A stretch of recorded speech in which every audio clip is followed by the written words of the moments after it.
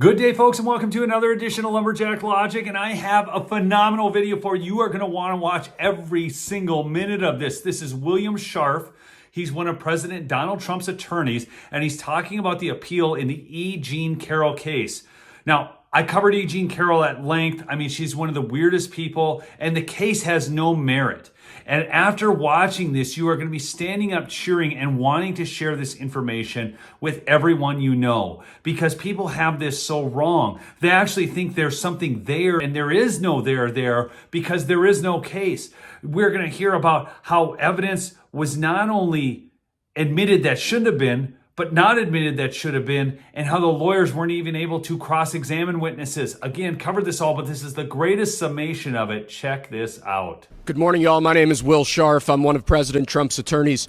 Today, we presented oral argument before the United States Court of Appeals for the Second Circuit in one of two cases brought against President Trump by E. Jean Carroll. Now, it's really important to remember that E. Jean Carroll's story at its heart is an utterly implausible he said, she said story. There is no corroboration for anything she has ever claimed about President Trump. There are no corroborating witnesses, as President Trump alluded to. There is not confirmatory DNA. No police report was filed at the time of this alleged incident. She was unable to identify when this incident occurred until quite recently. No surveillance evidence or witnesses have ever been found or come forward confirming any aspect of E. Jean Carroll's story. In light of that, in light of the utter implausibility of the story that E. Jean Carroll was attempting to sell to the jury in this case, her attorneys introduced evidence that should have never seen the inside of a courtroom.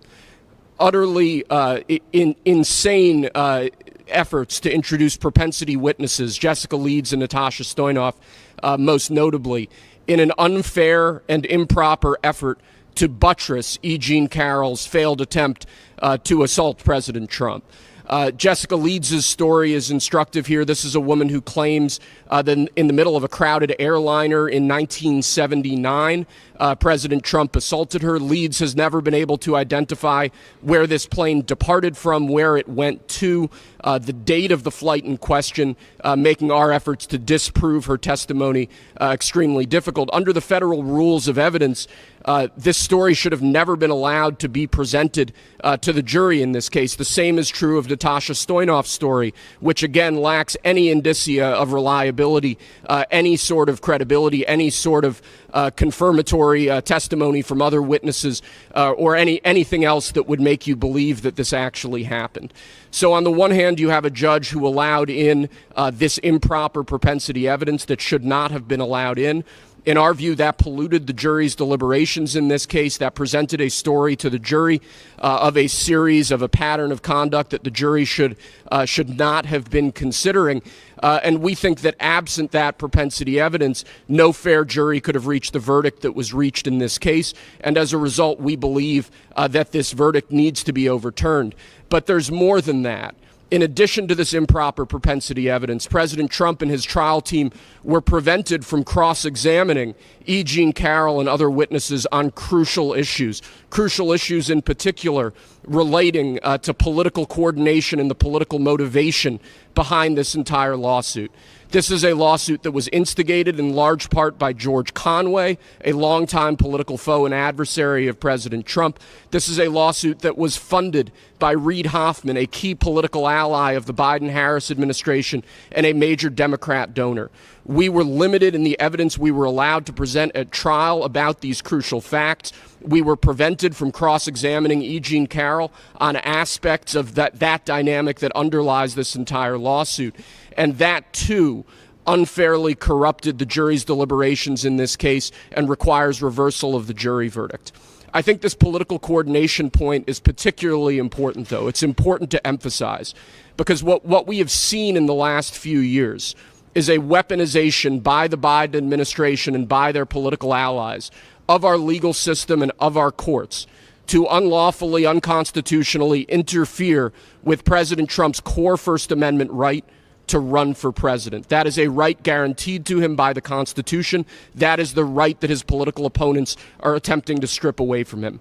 We have seen this in case after case after case where unfair political motives have underlay what should be serious legal proceedings. And I think when you look at this situation in toto, when you look at what the left, when you look at what the Biden-Harris administration is attempting to do to President Trump, this is insane. This is an absolute abuse of our legal system. It's an absolute abuse of the rule of law. It should be deeply offensive, not just to political supporters of President Trump, but to each and every American. With respect to today's appeal, we are hopeful that the Second Circuit understands what's at stake here. We are hopeful that the Second Circuit understands what occurred during this trial, which was an improper use of evidence to buttress E. Jean Carroll's entirely meritless claims on the one hand, and an improper exclusion of evidence that would have informed the jury about the true motivation behind this lawsuit, and that we believe would have resulted in a very different verdict. Thank you. So there you have it, folks. A politically motivated witch hunt, an attack job choreographed in the most liberal state, in the most liberal courts, with the most liberal jury, funded by billionaires who are in the Biden-Harris camp. Evidence not allowed, evidence questioning not allowed. I mean, the whole thing is the biggest joke of all time. And if you want to, you can go back and check out some of my other E. Jean Carroll videos. I'll link those here at the end. But folks, go check out my sponsor too, MyPillow, mypillow.com. Use promo code Lumberjack for big savings. See you on the next episode. Peace out.